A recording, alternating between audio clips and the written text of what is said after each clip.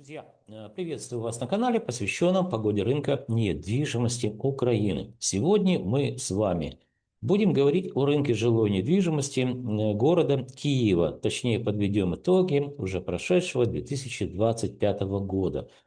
Традиционно будем говорить о недвижимости жилой в разрезе сегментов, то есть это у нас будет и первичный рынок недвижимости, и вторичный рынок недвижимости.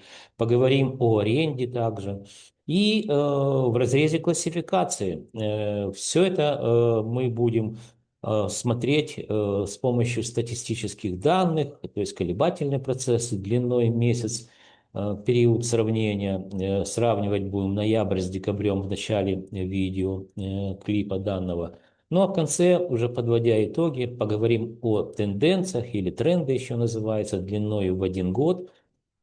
Посмотрим, что произошло с недвижимостью жилой в городе Киеве. И, конечно же, я сделаю краткосрочные прогнозы до конца первого квартала 2026 года. Также в конце видео ознакомлю вас с занимательной статистикой. Это статистические данные, которые вы можете найти в открытом доступе. Публикует их служба статистики. То есть мы поговорим о людском капитале, о количестве людей, проживающих в Украине, о количестве недвижимости, которая сдается в эксплуатацию в Украине, то есть это первичный рынок. Ну и меня просили по поводу программы ЕОСЕЛЯ. Это программа, которая позволяет переселенцам или беженцам из других прифронтовых регионов приобретать практически бесплатно недвижимость, да, в том или ином регионе. И риэлторы надувают щеки, рассказывают, что именно данная программа позволяет, в общем-то, разогревать рынок недвижимости. Ну, не секрет, что в 2025 году мы наблюдали с какого-то перепугу рост стоимости квадратного метра, причем не только по жилой недвижимости, но и, в общем-то, коммерческая недвижимость также показывала рост. И вот я вам покажу. А может ли программа EOSEL, ну, по крайней мере, влиять на рынок жилой недвижимости? Я думаю, что ответы будут очевидны. А теперь, друзья, смотрим подготовленный мною материал традиционно через призму времени и цифр. Постараемся разобрать, что происходило на рынке жилой недвижимости города Киева благодаря статистическим данным, которые мне любезно предоставляет компания Olymp Consult. Итак, перед вами центральная часть Украины, центральный регион, куда входят 5 крупных областных городов-центров. Сегодня мы говорим о городе Киев. Давайте очень кратко пройдемся по легенде карты.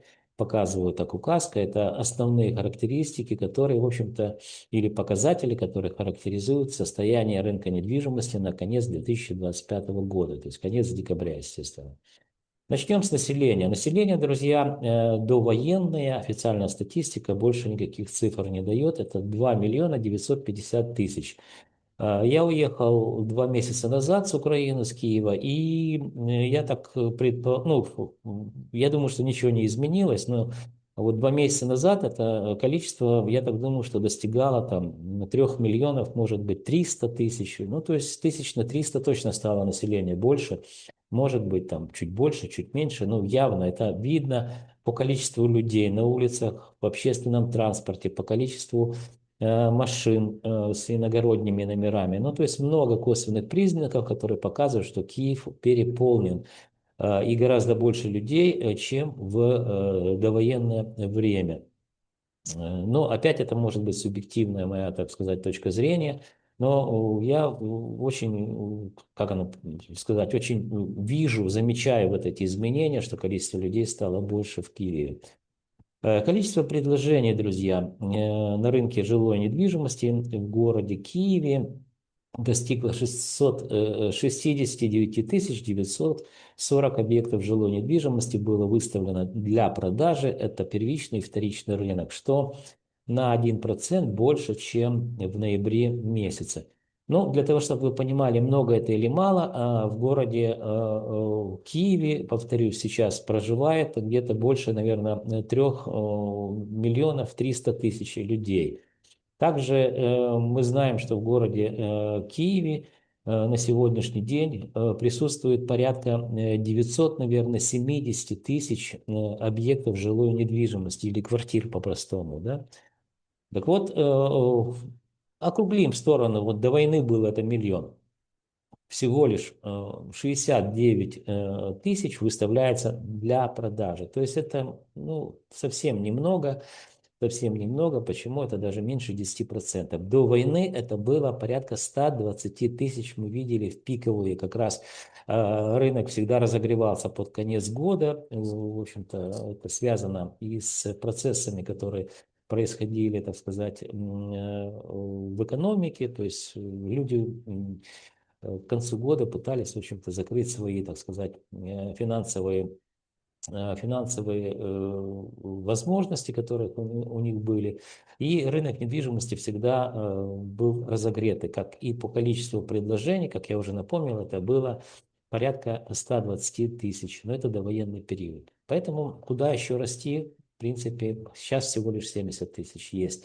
Куда расти? Напомню вам, что первый год войны количество предложений сократилось до буквально там 25 тысяч. Ну, это буквально первые полгода 2022 года, то есть мы наблюдали вот такую катастрофическую активность на рынке предложений. Дальше, друзья, социальное жилье. Стоимостной показатель. Буду говорить только о процентном соотношении, что произошло. Видим рост плюс 1,05%. Дальше идем. Квартира эконом-комфорт бизнес-класс, также рост на 1,03%. Также, друзья, я даю аренду. Аренда одно-, двух-, трехкомнатных квартир, класс социальное жилье. Сравниваем здесь единственное, что не месяц к месяцу, а квартал к кварталу. То есть третий квартал, сентябрь с декабрем месяцем, с четвертым кварталом. Видим, что аренда тоже, друзья, выросла на 1,78%. Ну, практически на 2%. Так, ничего себе, да? Всего лишь за 3 месяца. Дальше. Первичный рынок квартиры эконом-класс подорожали почти на 2%. То есть, ну, хорошая цифра, на 2% в месяц, да. Правильная дорога идем, товарищи, называется. Но это, кстати, по первичному рынку я еще могу объяснить рост. Почему? Потому что первичный рынок, в отличие от вторичного рынка, это все в гривне. Так как гривня обесценивается, девальвирует по отношению к доллару, цифры у меня приведены в долларах, то, естественно, что растут, ну, кирпичи, цемент, все растет, все растет, так как включаются инфляционные процессы. Вы это чувствуете по своему, так сказать, семейному бюджету. Поэтому, если гривна обесценивается, девальвирует, то стоимость в итоге квадратного метра в гривне вырастает. И это очевидные вещи. Но так, чтобы в 2% за месяц, то есть это, ну, если вы посмотрите Госстат, сравнивая декабрь 2025 год с 2024 годом, они показывают всего лишь на, по-моему, 9% инфляции, да, а если вот тут только 2% за один месяц, то ну, что-то, наверное, или там с инфляцией неправильно посчитано, или что-то с головами. Ну, по поводу своей статистики я не сомневаюсь, у меня это проверено, перепроверено. Но по предложениям мы видим, что действительно там, у людей сносит крышу. Мы работаем с предложениями. Дальше. Первичный рынок комфорт бизнес-класс вырос на 1,17% за месяц. Но и первичный рынок элитный класс вырос на 0,68%. Хочу обратить ваше внимание, друзья, я занимаюсь научными исследованиями и применяю в своих исследованиях метод статистического анализа. Вы исключительно с помощью цифр видите, что происходит с недвижимостью. И метод классификации. То есть вы видите, как сильно отличается стоимость квадратного метра. Давайте на примере первичного рынка элитный класс 2947 долларов. И первичный рынок эконом-класс 819 долларов квадратный метр. То есть на этом примере даже вы видите, что ну, в разы просто отличается стоимость квадратного метра. Поэтому говорить о рынке недвижимости, не используя классификацию, это, в общем-то, попасть пальцем в небо называется. Переходим от обобщенных данных к декомпозированным данным, более подробным. Здесь город Киев в разделе административных районов. Период исследования всего лишь 1 месяц. Видим, что наибольше всего у нас выросла стоимость квадратного метра Днепровский район. Видим на 1,41%. Ну и меньше всего, это левый берег, друзья, ну вы видите, да, и меньше всего подорожала Печерский район, недвижимость данного класса за жилья, плюс 0,59%. Переходим к следующему слайду. Здесь мы очень кратко пройдемся по поводу аренды, также социальное жилье, одно-, двух-, трехкомнатные квартиры.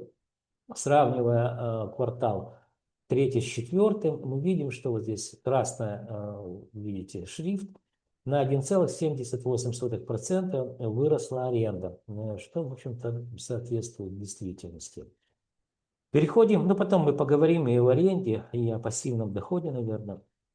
Переходим к следующему слайду. И здесь мы рассмотрим, что же произошло с классом социальное жилье на протяжении всего периода войны. То есть этот слайд появился благодаря вам. Вы, так сказать, просили меня: Андрей, покажи, сделай такую информацию, статистику, чтобы мы могли понимать. Так вот, класс социальное жилье, $1121 за квадратный метр. Это у нас, видим, март 2022 год, это начало войны, февраль 2022 год, 24 февраля, да. Это поквартальное исследование. Мы видим, как первый год войны снижение стоимости квадратного метра, второй год незначительный рост мы увидели, третий год где-то порядка в Киеве 10% или там 9% снижалась стоимость квадратного метра. Ну и четвертый год с какого-то перепугу мы увидели рост стоимости квадратного метра. В данном случае уже там в годовом измерении, по-моему, около 2%. Ну, если поправлю себя, потому что дальше будем смотреть. Итого, друзья, видите, вот что происходило с рынком жилой недвижимости. И на все на это влияли как внешние факторы, так и внутренние факторы, о которых мы с вами поговорим. Но вот второй год войны, ну, если вот так сказать, линейно экстраполируя, хотя это нельзя делать ни в коем случае, особенно при прогнозах, но мы видим ретроспективу, что второй год войны с какого-то перепуга у нас был рост какой-то, да, незначительный, то теоретически мы можем предположить, что то же самое повторяется у нас четвертый год войны с какого-то перепугу рост, который совершенно не обоснован. Почему? Потому что экономика показывает удручающие цифры, основные макроэкономические показатели, которые характеризуют развитие внутреннерегионального продукта, есть такая дефиниция, они в ужасном состоянии. То есть экономика скорее, так сказать, мертва, чем жива, а рынок недвижимости показывает рост. Причем это в долларах, друзья. Еще раз мы говорим о вторичном рынке, который продается за доллары. Вот недавно я где-то видел несколько там статей, какие-то юристы пишут. Ну, просто я не знаю, как юрист может писать такие статьи. Ни в коем случае, говорит, нельзя продавать недвижимость за доллары. А за что можно продавать сразу таких? Хочется задать вопрос этому юристу. За эти самые тугрики монгольские или за что? То есть, ну, человек явно не в теме, но вот написать же надо чего-то.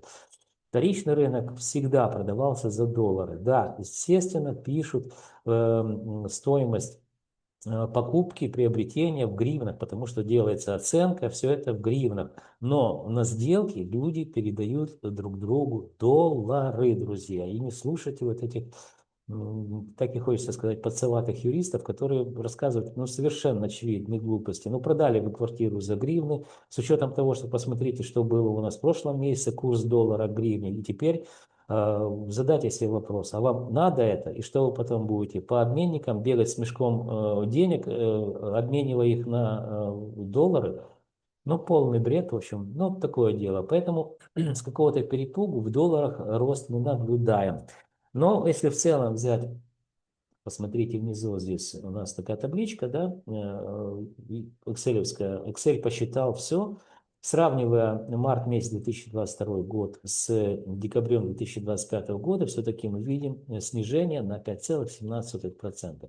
Я все-таки, друзья, предполагаю, что 2026 год, я, друзья, предполагаю еще раз, что мы будем видеть снижение стоимости квадратного метра. Хотя надо отдать так сказать, признаться, я предполагал, что и 2025 год будет рост, снижением стоимости квадратного метра. Но вы видите, весь год показал нам рост. Поэтому мне друзья одесситы написали, у меня канал называется «Погода рынка недвижимости» с Андреем Гусельником. Так вот, кто-то из одесситов мне пишет: Андрей, говорит, у вас компас сломался. Молодцы, одесситы, так я люблю их за их хороший юмор. Да. У вас, говорит, компас сломался, он не ту погоду показывает. Да, друзья, компас у меня не сломался. Мы говорим о прогнозах, о предположениях. То, что по факту я показываю достаточно точно, а с предположениями своими тут много внешних факторов влияет, на которых поговорим, которые я просто не могу знать, к сожалению. То есть отдаю, как оно называется, всегда говорю, что вот видите, мои прогнозы в 2025 году не сбылись. Но в целом динамика отрицательная, еще раз повторюсь, с начала войны. Дальше, друзья, мы поговорим, что произошло с квартирами эконом-комфорт-класс. Видим, что это вторичный рынок, рост плюс 1,03%. Можете посмотреть в абсолютных цифрах по административным районам и рост также в процентном соотношении. Следующий слайд. Здесь первичный рынок эконом-класс, рост плюс 2% практически. Также можете посмотреть в абсолютных цифрах стоимость квадратного метра, как отличается. Ну и рост в, естественно, процентном соотношении за месяц. А следующий слайд. Первичный рынок квартиры эконом комфорт бизнес-класс. Рост плюс 1,17%. Смотрим, что произошло по админ-районам. Здесь вы видите в абсолютных цифрах стоимость квадратного метра. Ну и здесь, естественно, рост в процентном соотношении за месяц. Ну и последний слайд, который нам показывает колебательные процессы. Это первичный рынок, элитный класс, рост плюс 0,68% за месяц. И мы видим, что квартиры данного класса строятся только Голосеевский, центральная часть города, Печерский, это массив Липки, Шевченковский, это центральная часть города. И насколько сильно, в зависимости от локации, квартиры одного и того же класса также отличаются по стоимости, вы это можете увидеть. Ну вот, в общем-то, все. Поговорили о колебательных процессах и переходим к самому интересному. Это что же все-таки произошло в течение года. Период исследования декабрь 2024 год на примере класса социальное жилье. Видим $1037 за квадратный метр. И уже в декабре 2025 года это $1063 за квадратный метр, что показало рост нам 2,5% в годовом измерении. Друзья, также мы готовим индексы. Показываю здесь, видите, индекс жилой недвижимости, вторичный рынок.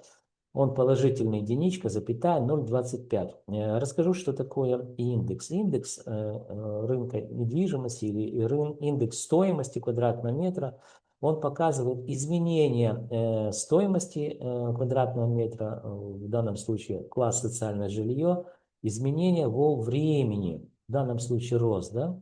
Считается он очень просто, если у вас есть статистические данные. 1063 показывает, делим на 1037, получаем рост плюс 2,51%, ну или же вот этот положительный индекс единичка, запятая, 0,25. Друзья, я знаю фокус-группу людей, которые меня смотрят, это сотрудники финансовых учреждений, это управление по рискам, риск-менеджменту. Эта категория специалистов крайне нуждается в подобной информации. Она по крупицам ее собирает. И вот я на примере просто вам показываю класса социальное жилье, вторичный рынок. Также данные специалисты очень хорошо знают, как меняется стоимость не стоимость квадратного метра, а денег во времени. А я один из немногих в Украине знаю, как меняется, вот показываю, стоимость квадратного метра недвижимости также во времени. Вот эти синергия знаний,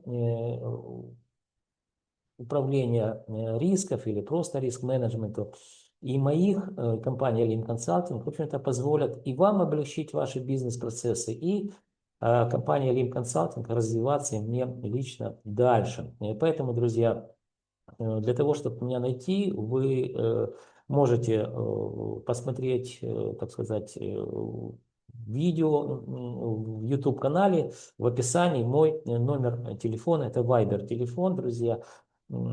Созвонимся или спишемся, как удобнее будет, составим техническое задание, и мы будем, я и компания Lean Consulting, будем делать ежеквартальные отчеты по всем сегментам рынка недвижимости, под всю недвижимость, под которую ваше финансовое учреждение выдало какие-то финансовые ресурсы. То есть можете также узнать, кто такой Андрей Гусельников, компания Lean Consulting. Я думаю, что ничего плохого обо мне вы не услышите. Да, даже можете посмотреть, искусственный интеллект вам может, в общем-то, совершенно правдивую информацию дать обо мне. Это, в общем-то, ну, я посмотрел, ничего не соврал. Почему? Потому что на самом деле искусственный интеллект, он же ничего не придумает. Он просто прошелся по статьям, которые я публиковал, обо мне публиковали, и выдал общую картинку человека, который занимается анализом рынка недвижимости, ни больше, ни меньше. Итак, друзья, переходим к следующему. Это была реклама, в общем, без нее никак нельзя. Переходим к следующему слайду. Здесь подытоживающие данные. Вот смотрите, я вот этот график просто повторил, да, это социальное жилье, рост 2,5% в год, и то же самое социальное жилье, уже аренда. Также сравниваем декабрь 2024 с декабрем 2025 года.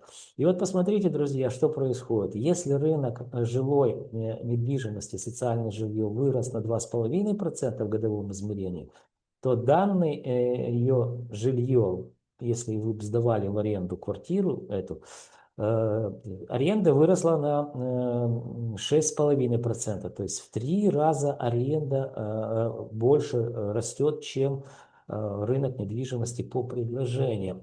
То есть это, друзья, говорит о том, что, скорее всего, пик. Ну, дальше уже, ну, это понятно, за счет чего аренда растет, я вам говорил. Аренда растет за счет того, что много людей приехали в Киев. Это видно. Я как человек, который прожил 30 лет, наверное, в городе Киеве, ну, не 30, меньше, 20 там, с чем-то, да, я точно вижу, что и видел, что больше людей. То есть это разогревает рынок аренды. А еще, друзья, ну вот так, чтобы на протяжении многих лет исследую рынок недвижимости, больше 10% я вообще не видел, чтобы аренда росла. То есть, скорее всего, на следующий этап, и в 2026 году мы увидим, как сначала начнет снижаться аренда, а за ней уже и мы увидим вот эту динамику снижения стоимости квадратного метра по предложениям. Но пока фиксируем, что аренда выросла на 6,52% в годовом измерении.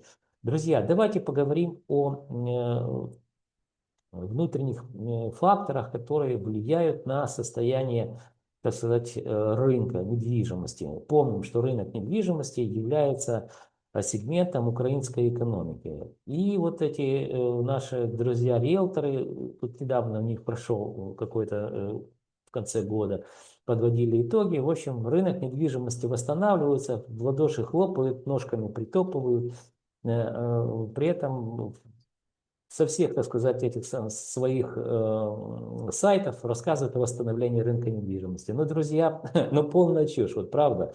Но люди, которые продают недвижимость, их задача продавать. И большая часть людей из них, ну, это старые, в общем-то, уже пожилые люди. Почему? Потому что, ну, я вам просто покажу сейчас на примере.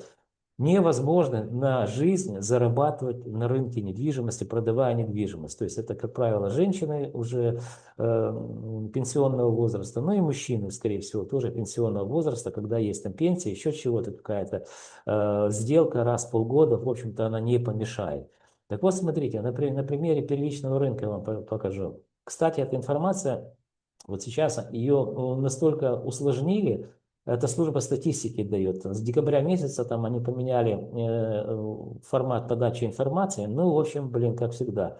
Все было бы хорошо, пока не стали улучшать. В общем, так улучшали, что я чуть голову себе не сломал. Сегодня пытался посмотреть новую информацию, то есть настолько неудобно они это сделали. Понятно, я разберусь. Но люди, которые поскольку имеют отношение к статистике, там ну, ногу сломать можно, то есть там просто джунгли, в которых просто нельзя, обывателю разобраться там однозначно нельзя. Но я же говорю, все было хорошо, пока не стали улучшать. Ну, давайте, 24 год, количество сданных в эксплуатацию на первичном рынке жилья на 32% или 33%, округлим в большую сторону, меньше, чем довоенный период. Город Киев, друзья, показал нам, что на 30% снижение активности на первичном рынке по отношению к довоенному периоду. Давайте посмотрим, вот это еще старый слайд, старый сайт службы статистики вот давал вот такую информацию. То есть это как вы видите, экселевская информация, она все понятно, можно прочитать периоды и разрез, причем, видите, по всей Украине. То есть сейчас надо тыкать конкретно по каждому этому, для того, чтобы получить график, который там вам нарисуют, ну и потом уже данные, из которых рисовались эти графики. То есть это настолько неудобно, ну то есть это раза в 3-4 для исследователя, для меня усложняет задачу. Просто посмотреть информацию, которая раньше была вполне доступна. Итак, давайте мы город Киев посмотрим. Что же за полгода сдала нам строительная отрасль? Это целая строительная отрасль, друзья. 7150 объектов жилой недвижимости было. Возвращаемся за первое полугодие. Даже предположим, что столько же будет сдано в эксплуатацию за второе полугодие. У нас получается сколько? Итого получится 14 тысяч. Да? Смотрим, сколько здесь у нас город Киев в 2024 году. 21 тысяча. Ну, чувствуете разницу? Задайте себе вопрос, а почему компании-застройщики перестали сдавать в эксплуатацию все новое, ну, новое жилье, то есть или сокращают, так сказать, объемы сдачи в эксплуатацию нового жилья? Ну, ответ очевиден. Наверное, нет платежеспособного населения, которое можно удовлетворить. То есть рынок не поглощает эти квадратные метры, которые компании-застройщики строят. И они это очевидно понимают, сокращает объем сдачи в эксплуатацию нового жилья. Еще раз, Киев 21 тысяча 2024 год, 30 тысяч 2021 год и 2025 год, первое полугодие, это 7 тысяч. Даже предположим, столько, что будет сдано во втором полугодии, это будет уже 14 тысяч, а никак не 21 тысяча. При этом, при всем, я вообще предполагаю, что это до 10 тысяч оно не дотянет. Но посмотрим, я в феврале сделаю вам подробный анализ, посмотрим, сколько строительная отрасль сдана в эксплуатацию нового жилья. Вот еще один вам, друзья, внутренний фактор, который показатель, точнее, который влияет на состояние рынка недвижимости. Дальше, о людском капитале очень быстро проговорю. Людской капитал – это люди, которые проживают на территории Украины, и это всегда равно с той недвижимостью, в которой они, то есть знак равно присутствует, да? Вот недвижимость – это люди, люди – это недвижимость. Ну, куда уже проще, я не знаю. Так вот, смотрите, что было, это опять старые вот эти данные, которые были в службе статистики, насколько, ну, вот понятно, да, я вот здесь ничего не собирал, а теперь по каждому году мне придется создавать отдельный экселевский файл и, в общем-то, вбивать туда новую информацию. Итак, 2022 год, 41 миллион, это первый квартал, было жителей в Украине. Самостоятельная Украина, 1991 год, было 52 миллиона, большую сторону округлил, 51 миллион 944 тысячи. То есть 10 миллионов людей потеряли за период самостоятельной Украины. Ну, это ж как оно, от хорошей жизни, наверное, люди бегут, и видим деградацию, депопуляцию населения. Дальше смотрим вверху. 7 миллионов 678 тысяч – это люди, которые уехали в Евросоюз. Из них только 4 миллиона 805 получили статус временной защиты. Ну или захотели получить. Это данные Организации Объединенных Наций. В Россию уехали, в Российскую Федерацию 2 миллиона, но Российская Федерация уполномоченная, так сказать, а чиновники Российской Федерации говорят, что это 5 миллионов. А недавно слушал Путина, он говорит, что там порядка 10 миллионов не проживает украинцев. То есть давайте голосовать, говорит, будем электронно, удаленно, как хотите. Только кто считал. Здесь 10 миллионов и вот этих почти 10 миллионов, которые уехали в Европу, да. Но я склонен, что все-таки здесь где-то 5 миллионов в Российской Федерации проживает. Итак, смотрите, очень простой подсчет. 7 миллионов 678 тысяч. Это европейские страны. Уехали украинцы. Плюс 5 миллионов. Получаем 12 миллионов 678 тысяч.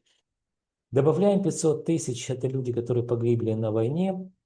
Безвозвратные потери. Хотя наши пропагандисты говорят, что там миллион со стороны Российской Федерации. Я думаю, что и здесь миллион тоже присутствует. Ну, берем 500 тысяч, получаем 13 миллионов 178 тысяч населения Украины, которое безвозвратно покинуло эту благословенную территорию. Отнимаем, видите, вот этот 41 миллион 167 тысяч, отнимаем 13 миллионов 178 тысяч, получаем 28 миллионов. Но, друзья, я все-таки предполагаю, что вот здесь миллион погибшими, а сколько пропавшие, вот эти 500-е, да, это ж, а сколько в плену, а сколько не зарегистрировались те, которые уехали в Европу или там еще куда-то. То есть я думаю, что смело 2 миллиона можно отнимать, итого огромная страна. Как только развалился Советский Союз, 52 миллиона, показываю, была, да, превратилась в небольшую страну, ну, по меркам, в общем-то, 25 миллионов населения. То есть вот до чего, так сказать, доводит, к чему приходит ну, вот эта неразумная политика, вот эти люди, которые все это время, больше 30 лет, возглавляли, руководили страной. Вот доруководились, оно же факты налицо, что называется. И с этим не поспоришь. Поэтому, друзья, задаю еще один вопрос сам себе и на него отвечу. Если депопуляция, деградация в прямом смысле общества мы наблюдаем, то, скорее всего, и недвижимость все менее и менее будет востребована. Да, город Киев сейчас переполнен беженцами, но если в целом говорить по Украине, то тенденции, в общем-то, достаточно, ну, мягко говоря, печальные. Итак, давайте по поводу теперь последний, по поводу EOSL. Я скриншот сделал, там какой-то обозреватель экономический украинский. Вот смотрите, чтобы вы просто понимали, 25 миллионов людей живет, да, вот здесь внизу 16 миллионов 600 это экономически активное население. Кстати, вот это график службы статистики, ну, довоенный, понятно, что видим, 2022 год, я так рэперные точки пометил вам. Так вот, за весь период войны было сдано в эксплуатацию и использовали данную программу EOSL всего, вот здесь можете почитать структуру, семьи военнослужащих, педагогов, медиков, ветеранов, ученых, ну и так далее. Всего 10 462 квартиры, объекты вторичного рынка, 5 тысяч жилье, так называемая первая продажа, то есть это первичный рынок, уже сданное в эксплуатацию жилье.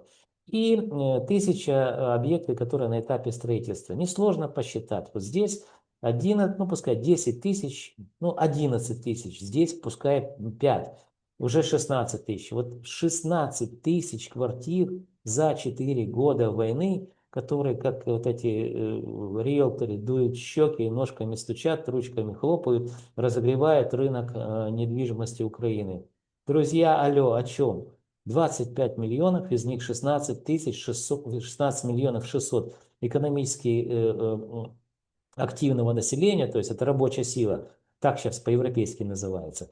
И на 16 миллионов 600, понятно, сейчас меньше стало, это довоенный период, всего лишь, сколько я вам посчитал, 16 тысяч за 4 года. Это не за месяц, не за неделю, а за 4 года войны. Поэтому вот крест вот так поставим, такой жирный, красный.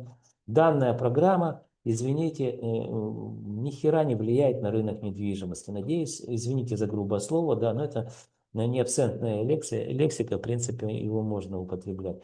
Ничего не сделано в этом направлении, а это так пиар-акция, ни больше, ни меньше, о том, что все строится и, так сказать, переселенцы у нас все в шоколаде, да, и квартиры имеют, и все остальное. Итак, друзья, теперь, да, наверное, все, закрою я пока слайдов. И теперь о прогнозах. То есть мы видели, что в конце года там 2,5, да, процента выросла недвижимость, жилая недвижимость в городе Киеве. Я все-таки предполагаю, друзья, вот хоть убейте мне. Я вам показал несколько макроэкономических этих показателей, которые характеризуют состояние экономики. То есть это люди, количество введенного жилья, о том, что в целом нифига не делается для переселенцев, а рассказывают, что там ЕОСЕЛЯ там разогрела рынок, ни хрена там ничего не разогреет. Поэтому я все-таки предполагаю, что все внутренние вот эти показатели, а это мы проговорили только о 3, а там порядка 10 у меня показателей, которые я нашел очень плотную связь или коэффициент корреляции с индексом рынка недвижимости. То есть все-таки 2026 год мы увидим первый квартал, но я думаю, что где-то снижение будет все-таки процента на 2, то есть сравнивая март 2026 года с мартом 2025 года, мы увидим в целом где-то рост плюс 1% в годовом измерении. Но, еще раз повторюсь, за первый квартал все-таки мы будем видеть, я предполагаю, что динамика снижения будет отрицательной. И в качестве наглядного примера я привел вам только всего лишь 3 внутренних показателя. При этом есть еще внешние факторы. Это война, которая, в общем-то, ну, не способствует развитию экономики. Ну, в общем, посмотрим до конца, так сказать, первого квартала. Осталось немного. Я запишу такое же видео и или опровергну свои прогнозы, или же, так сказать, скажу, что это было похоже на правду, но бог с ним, с предположениями. Это еще раз я говорю, что это предположение. По факту, как мне действительно написал Андрей, ваш компас сломался. Он не сломался. Я объективно показываю вам все процессы и показываю, что действительно с какого-то перепугу рост стоимости недвижимости растет. Причем по не только жилой недвижимости, но и коммерческой. Сегодня мы говорили о городе Киеве. Друзья, пришло время прощаться для того, чтобы вы знали, что происходит с недвижимостью в Украине. Вам необходимо что сделать? Правильно, подписаться на мой канал.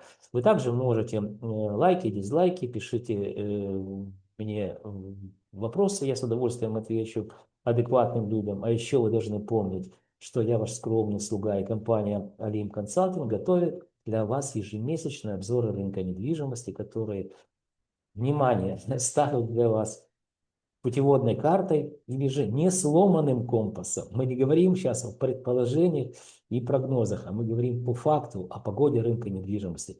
Или же компасом в каменных джунглях рынка недвижимости Украины. Друзья, до встречи в следующих моих видеороликах.